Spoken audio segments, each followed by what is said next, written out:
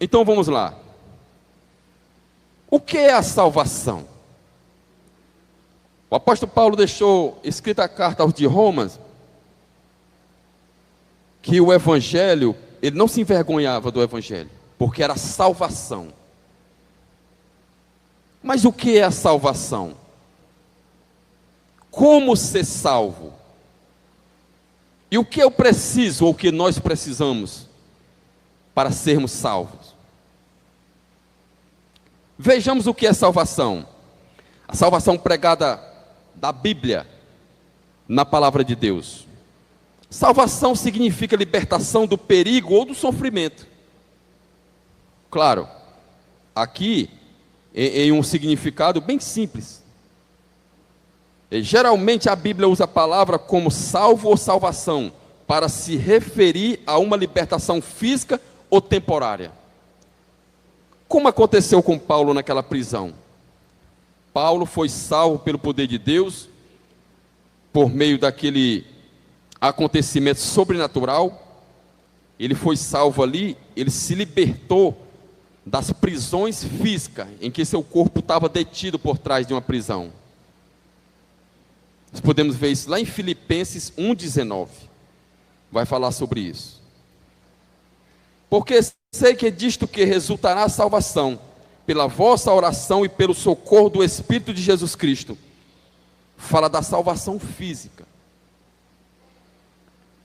Nós temos um ditado popular que quando alguém passa por um acidente, ou por qualquer tragédia que se escapa com vida, a gente diz, se salvou de morrer, se salvou de acontecer isso, nasceu hoje. A gente fala esses ditos popular.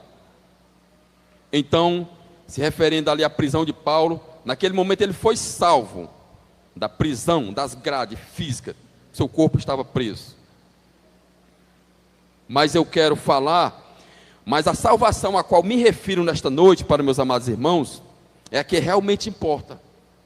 A salvação que se refere à libertação espiritual concernente à eternidade. Eu anotei aqui alguns pontos. Ontem a gente chegou de Madalena. Eu cheguei em casa de Madalena ontem, cheguei 1h da manhã. 12 horas ainda estava entregando os irmãos ali nos bairros de Fortaleza. Cheguei em casa 1h da manhã. E quando foi hoje, o pastor Jardel me fez esse maravilhoso convite. Gilmar, eu não estou muito bem, o pastor não está muito bem de saúde. Não é coisa grave, mas não está muito bem. E pela misericórdia de Deus, recebi esse maravilhoso convite para ter essa oportunidade de expressar a palavra de Deus para vocês. E por que, Gilmar, essa tão grande? Porque eu falei no começo, se fui salvo, fui liberto pelo poder dessa palavra, por que não me deleitar nela e ainda compartilhar com meus irmãos? É a salvação de nossas almas, é a salvação anunciada pelos profetas do Antigo Testamento, antes de Jesus, claro, e pelos apóstolos depois de Jesus, no Novo Testamento. A salvação é essa, anunciada pelos profetas antes do Novo Testamento e antes de Jesus. Os profetas vinham sempre anunciando a salvação, que viria um Salvador, um Redentor, ia nascer de uma virgem. Sempre os profetas anunciaram isso. E depois os apóstolos também têm anunciado a salvação. Aliás, foi o que foi mais anunciado desde João Batista, além do Rio Jordão, no deserto da Judéia, até o último apóstolo, e assim sucessivamente, os homens que vieram pregando a palavra e ainda estão, foi o que eles mais anunciaram. Arrependei-vos, Jesus mesmo falou isso em Mateus 4. Arrependei-vos porque é chegado o reino de Deus. Aí depois vem os apóstolos, se arrependam e creiam no Evangelho. Depois foram enviados aqueles 70, de 2 em 2, também pregando que o povo se arrependesse. Por quê? Anunciando a salvação, se arrepender para a salvação.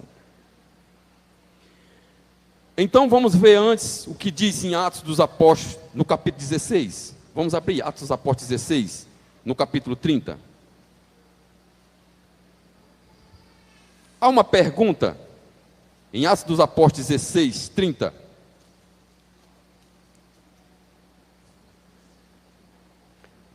Atos dos Apóstolos 16, 30.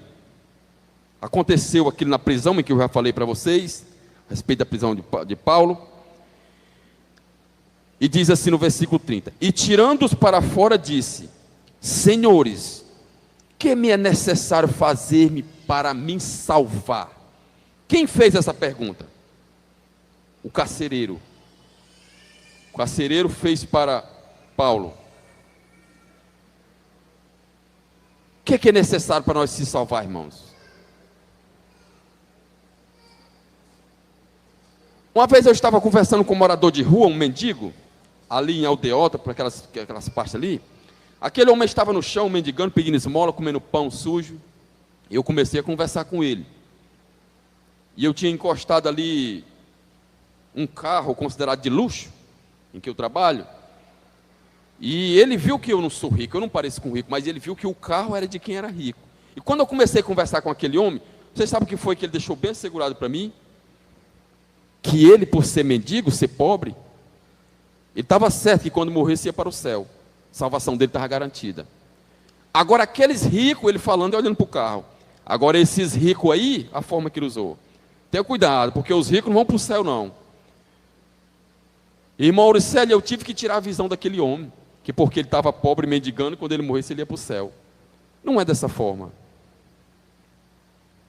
Vamos ver nesta noite aqui a salvação em algumas principais religiões ou seitas. Vamos lá. A pergunta do carcereiro foi: senhores, que devo fazer para ser salvo? A resposta de algumas religiões ou seitas a respeito da pergunta do carcereiro seria inconsistente, herética, logo não geraria salvação. Vejamos algumas possíveis respostas de algumas seitas. Se o carcereiro tivesse perguntado para nossos amigos testemunhos de Jeová, os TJs, eles teriam respondido. O carcereiro perguntava para eles: senhores testemunhos de Jeová, o que devo fazer-me para me salvar? Olha só o que eles responderiam para o carcereiro: que não basta crer só em Jesus, mas é preciso também fazer boas obras, batizar-se, pregar de casa em casa e ser membro da nossa organização. Obrigado, Auricélio. Você sabe, né? Então, olha só o que é que os testemunhos de Jeová iam falar para o carcereiro. Tem mais.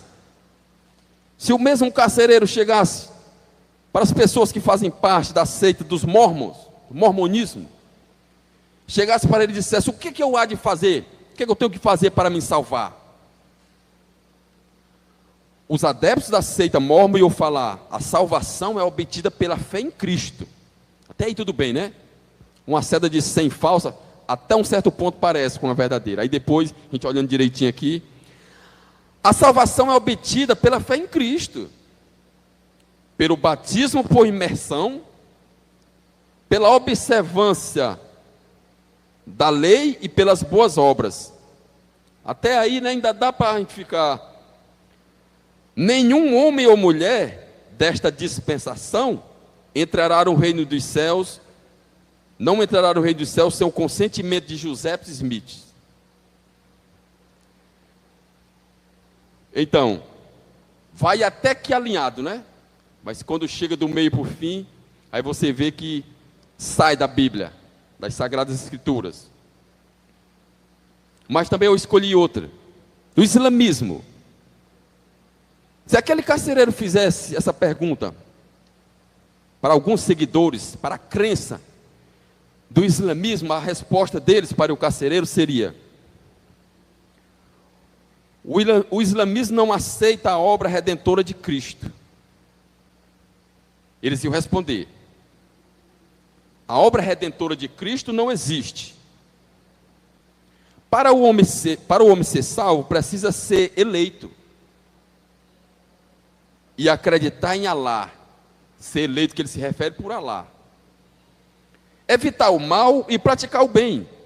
Em outras palavras, você é salvo pelas suas próprias obras, sem que seja necessário crer em Jesus Cristo. Como podemos ver, a salvação nos mais variados tipos de religiões ou seita é pelas obras ou pelo ser membro de uma religião, por crer na doutrina pregada pelo seu fundador. Mas vamos ver a verdadeira salvação no cristianismo.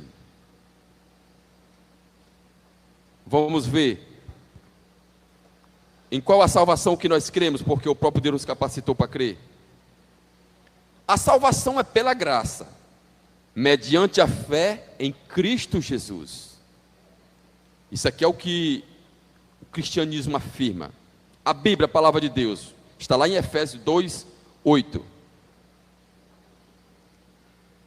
E esse é o momento exato para compartilhar as boas novas da salvação, utilizando o versículo da carta de Paulo à igreja de Roma. Tem muitas passagens boas, passagens que asseguram a salvação por meio de Cristo Jesus. E vamos fazer para nós mesmos, no meio desse sermão, temos 4 perguntas a fazer a respeito da salvação, mas logo também estaremos dando a resposta delas. Amém? Por que precisamos de salvação? Por que aquele velhinho de 80 anos, 90 anos, nunca fez mal a ninguém? Está lá sentado na porta, não fala mal da vida de ninguém. Por que ele precisa de salvação?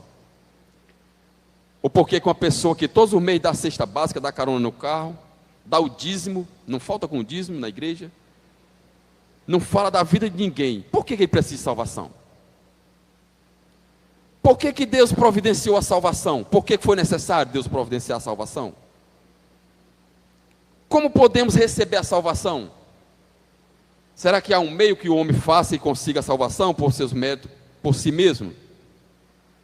E quais são os resultados da salvação?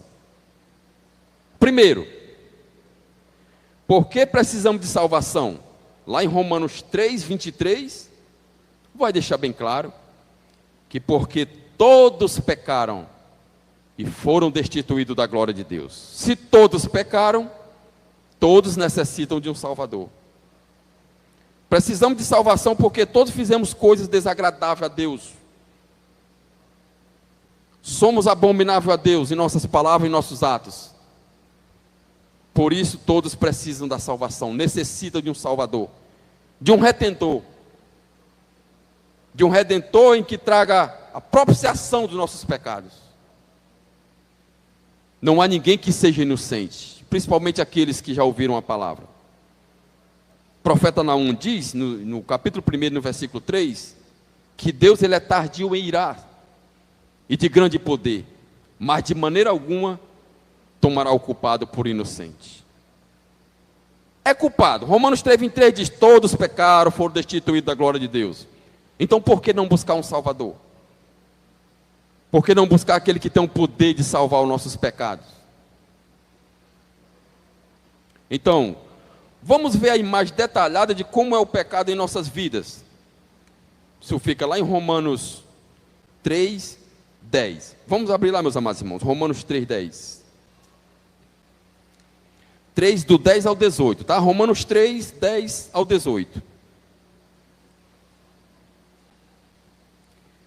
Diz assim, como está escrito, não há um justo, nem sequer um. Não há quem entenda, não há quem busque Deus. Todos se extraviaram juntamente, se fizeram inúteis. Não há quem faça o bem. Não há nenhum só. Agora ele vai dizer, a sua garganta é um sepulcro aberto, com as suas línguas tratam enganosamente. Peçonha de áspides está debaixo dos seus lábios.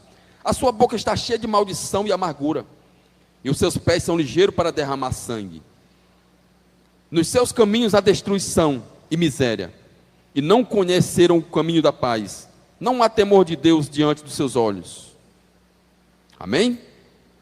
Olha só. Agora vamos ver quanto miserável é o homem. Mas, irmão Gilmar, mas não tem alguém aí fazendo até letra de louvor, dizendo que você é uma peça, você é uma peça rara para Deus? Você é muito importante para Deus? Não. A Bíblia não diz isso, não.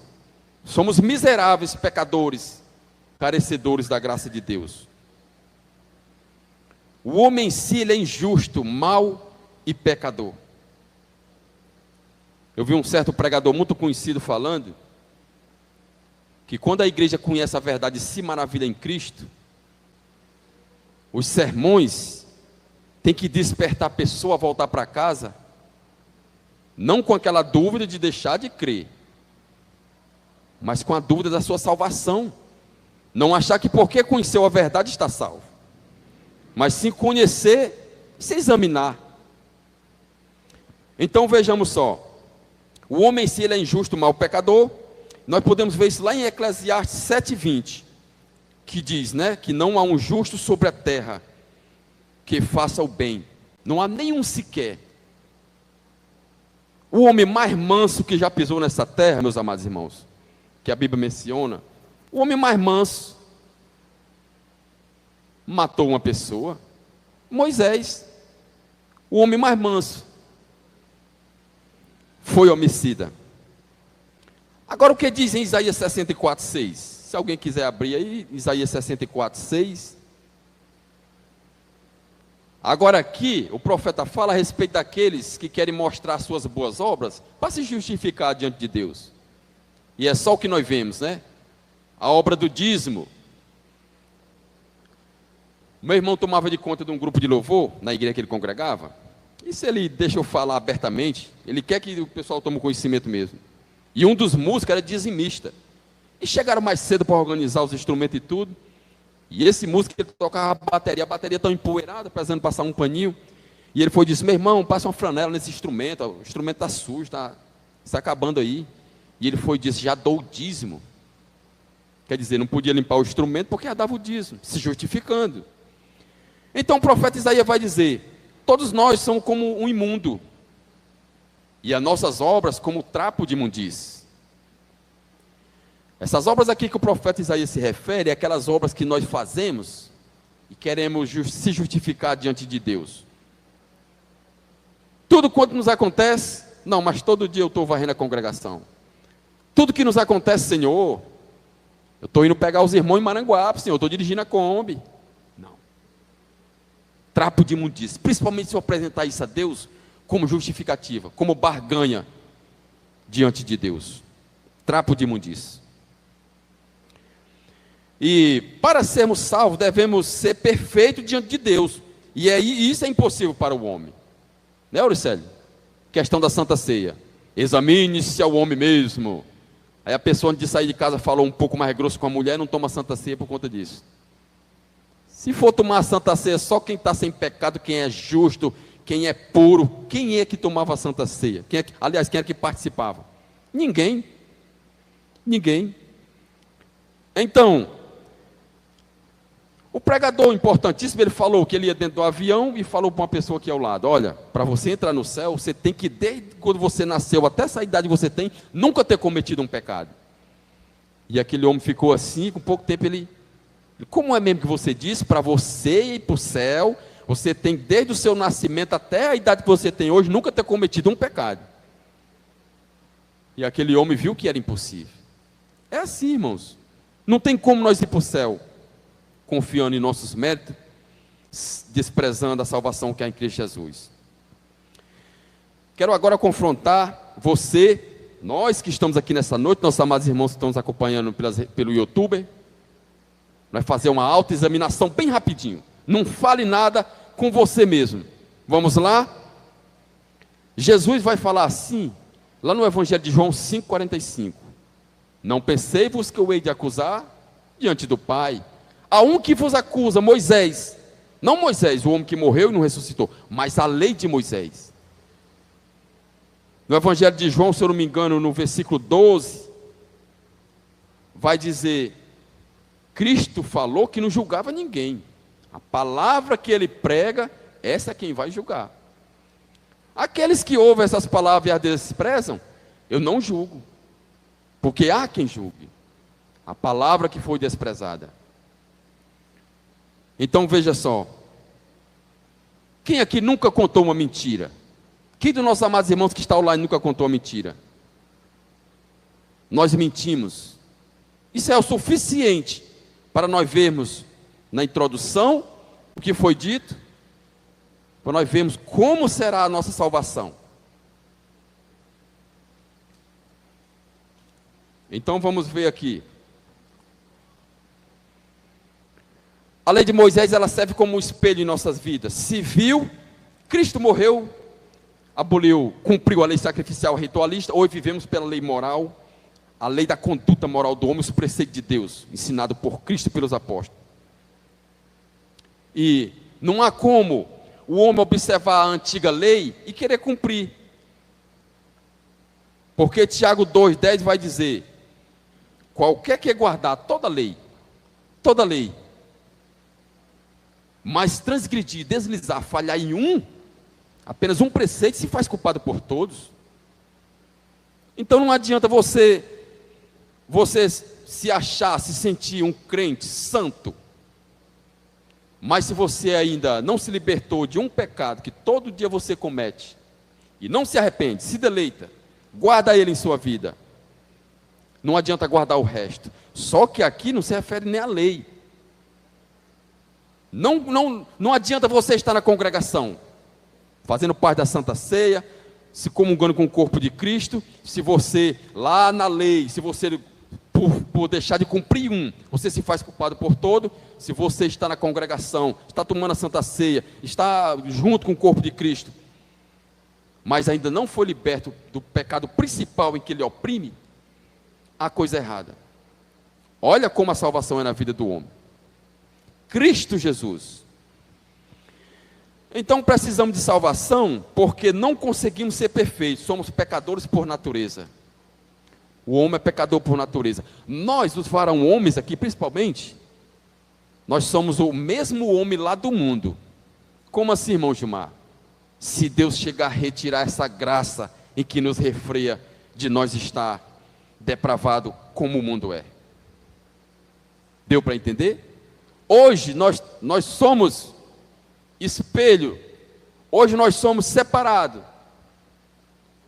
hoje nós somos a luz, e nós somos o sal, não é porque ninguém aqui conseguiu ficar melhor, mas foi quando Cristo derramou a graça salvífica sobre a vida de cada um. Quando o homem recebeu a graça salvífica em sua vida, essa depravação em que muitos de nós se deleitavam lá no mundo, foi refreada pela graça de Cristo. É um freio. Quer ver prova disso? Olha só quando um cristão se afasta. É triste. Por isso diz o provérbio: o cão voltou ao vômito, e a porca lavada mais uma vez envolveu-se no lamaçal. Essa é a ilustração de um cristão ou de uma cristã quando está congregando. Como fala a linguagem bíblica, está limpo. Quando se afasta, é a coisa mais triste, quando a gente encontra essas pessoas. E o espírito imundo, quando sai de sua casa, anda por lugares áridos, e não achando repouso, diz consigo mesmo: e voltarei para a minha antiga casa, e leva consigo mais 7 espíritos imundos. É por isso que quando nós vemos os nossos amados irmãos que se afastam, cai no deleite, não estou dizendo que não são salvos, mas quando vacila, tropeça, é triste ver, que passam a fazer coisas que anteriormente não faziam.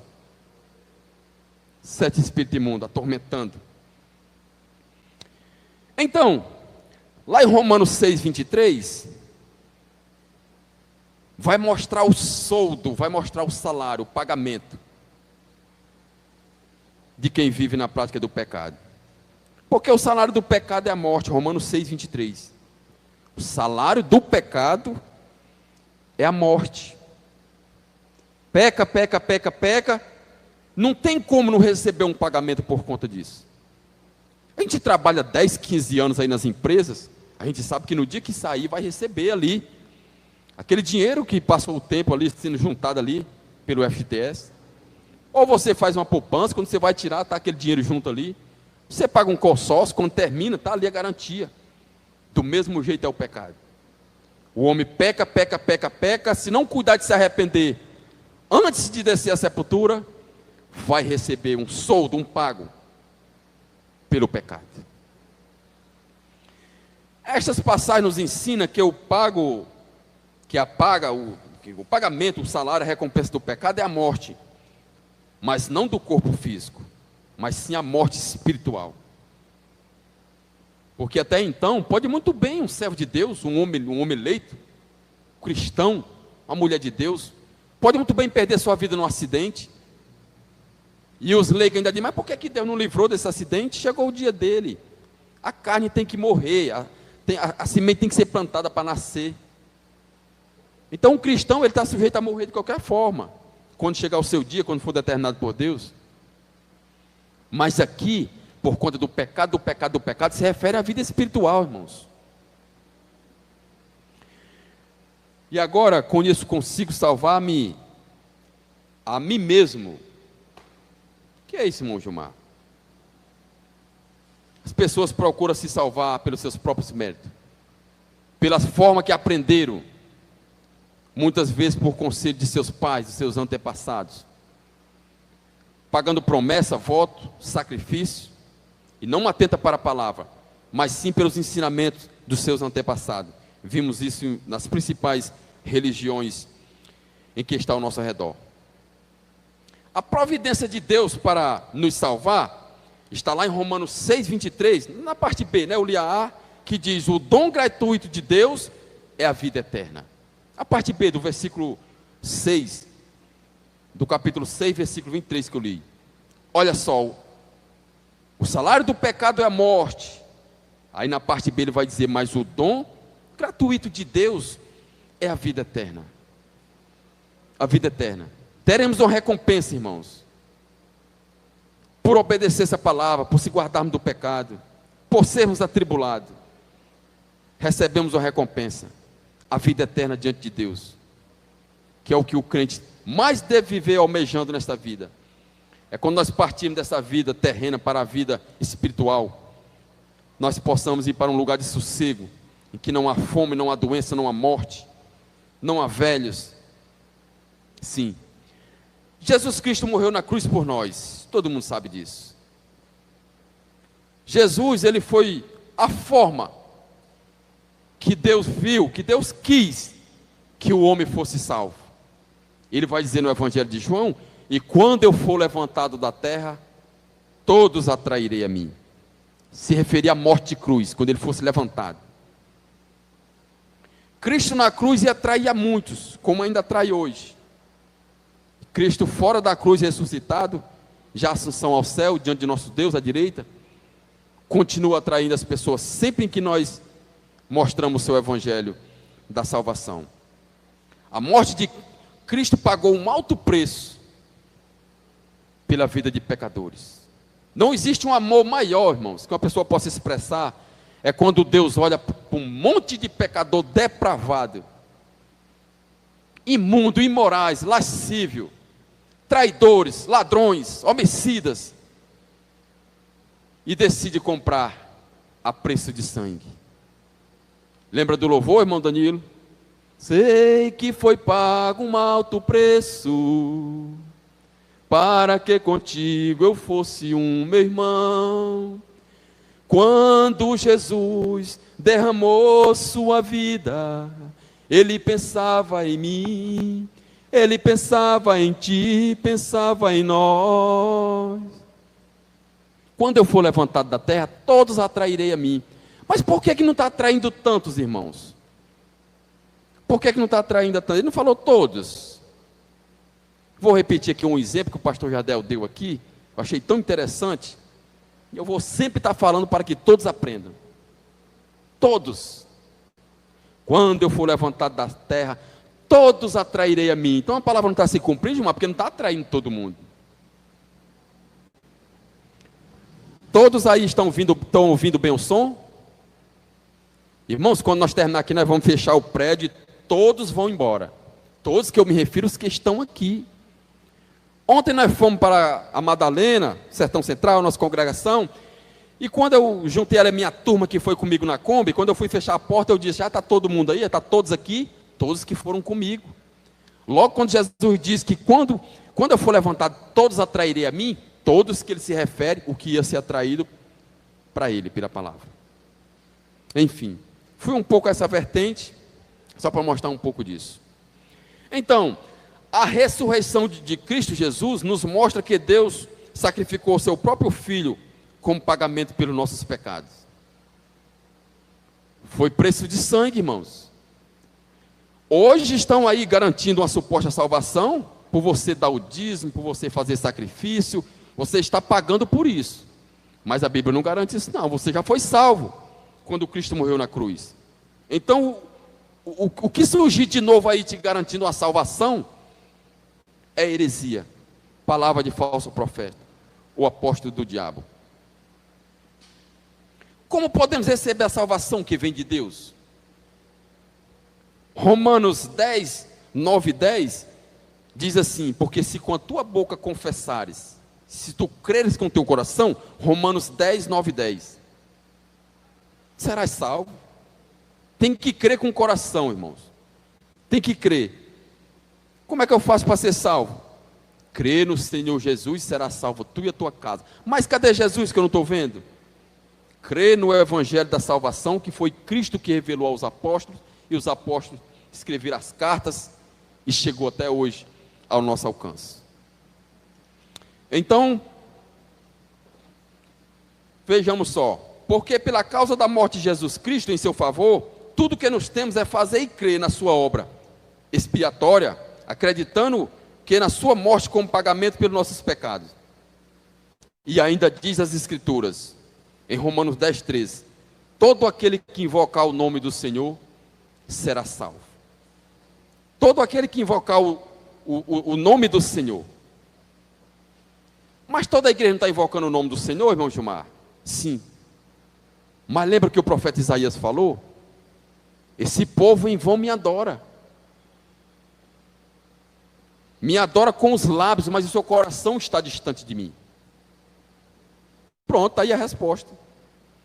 Se invocar o nome do Senhor, mas só com os lábios, aquela coisa, aquela fantasia, aquela coisa enganosa, não é dessa forma em que Deus se agrada, mas sim com o coração. Jesus levou sobre si uma pena que deveria cair sobre nós, isso por amor de nós, isso para nos resgatar da condenação eterna. Nós estávamos todos destinados à condenação eterna, irmãos. Ninguém ia ser salvo, ninguém. Lá antes da fundação do mundo, Deus olhou para cada um: vou salvar esse.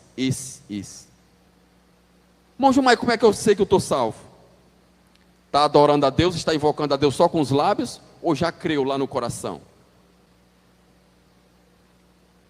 Os 10 mandamentos, Deus pegou ali as pedras, Moisés escreveu ali, Moisés foi mostrar ao povo: olha, Deus falou assim, assim, primeiro mandamento, segundo mandamento. Hoje a palavra de Deus está na tábua do nosso coração. E um eleito, sempre que vai pecar, não tem como o Espírito Santo não se manifestar antes do seu pecado. E ainda depois, aquela angústia, aquela tristeza, aquele sofrimento dentro de você.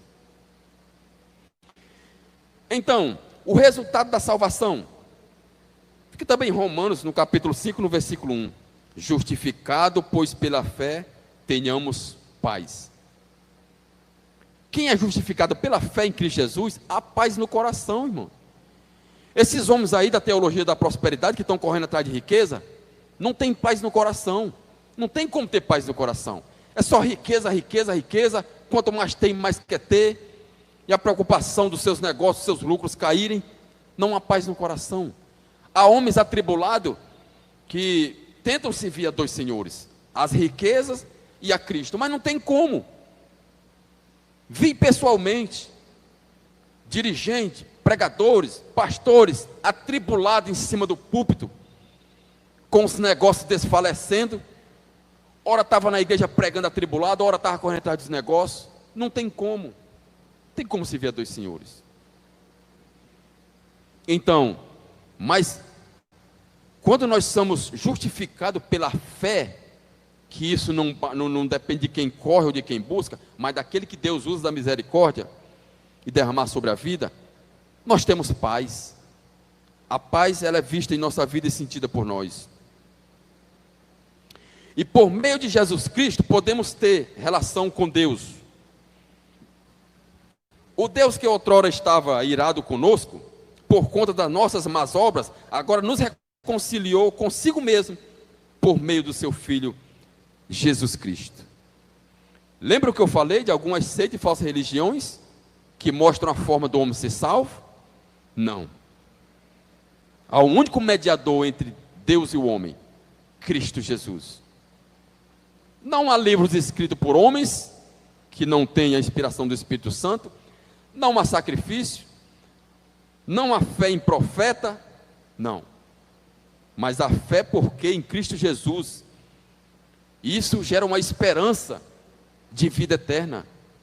Nós temos que ter essa esperança até o último dia de nossa vida, irmãos. A esperança de salvação que há somente em Cristo Jesus. Hebreus 4. Agora, já ciente que a causa da morte de Cristo foi o que nos salvou da condenação eterna, do inferno, uma pequena conclusão: devemos se arrepender de nossos pecados. Irmão Gilmar, mas eu me arrependi semana passada e pequei de novo. Se pecar, temos por advogado Cristo. Quem atentará acusação contra os eleitos de Deus? Lembra o que Isaías falou? Deus falou pela boca de profeta Isaías: sou eu quem apaga as tuas transgressões, e dos teus pecados não me lembro mais. Se arrepender. Uma palavra simples e fácil: arrependimento. Arrependimento. O servo de Deus, quando ele desliza, quando ele falha, há umas acusações do diabo, que você não é mais digno de louvar, você não é mais digno de pregar, você não pode tomar santa ceia, você pecou. A vida, a esperança, ao trono da graça, Hebreus 4, e devemos chegar com confiança diante de Deus. Uma pequena ilustração é que quando nós chegar diante de Deus, naquele grande dia, é como se Deus perguntasse assim, claro, uma ilustração: Auricélio Ferreira, por que você acha que eu, um Deus santo, posso deixar você entrar nesse céu puro em que Apocalipse 21 diz que o imundo não entra aqui? Por que você, o que você tem a dizer que você tem que entrar aqui? E qual será a palavra de cada um? Eu sei que eu era na terra um pecador, eu sei que eu não merecia estar num lugar desse puro santo, mas pela confiança de salvação que eu tive em Cristo Jesus, pela palavra que eu li e depositei toda fé, eu sei que não por mim, mas pelo mérito de Cristo na cruz, eu vou poder entrar nesse lugar, para passar a minha vida eterna, gozando da cidade santa celestial que nos aguarda. É isso. E o versículo mais conhecido, mais fácil, eu deixei por último. João 14,6. Evangelho de João 14,6. Jesus é o caminho, a verdade e a vida, e ninguém vai ao Pai a não ser por Ele. Ele diz por mim. A não ser por mim, Jesus fala. Não há outro meio do homem ser salvo. Há um tribunal nos aguardando. Há um juiz justo em que não há corrupção sobre suas vestes, sobre suas mãos, sobre o seu juízo. Porque todo ano de comparecer ante o tribunal de Cristo, para darmos conta de tudo o que praticamos por meio do nosso corpo, o bem ou o mal. Romanos 2,16 vai dizer: no dia em que Deus há de julgar os segredos dos corações dos homens. Conclusão: vamos ser julgados até pelos nossos pensamentos. Por isso, se arrependam e creiam no Evangelho e em Cristo Jesus. Amém? A palavra foi até aqui, muito simples, mas eu creio que proveitosa para a nossa edificação. Vamos louvar o Senhor nesta noite.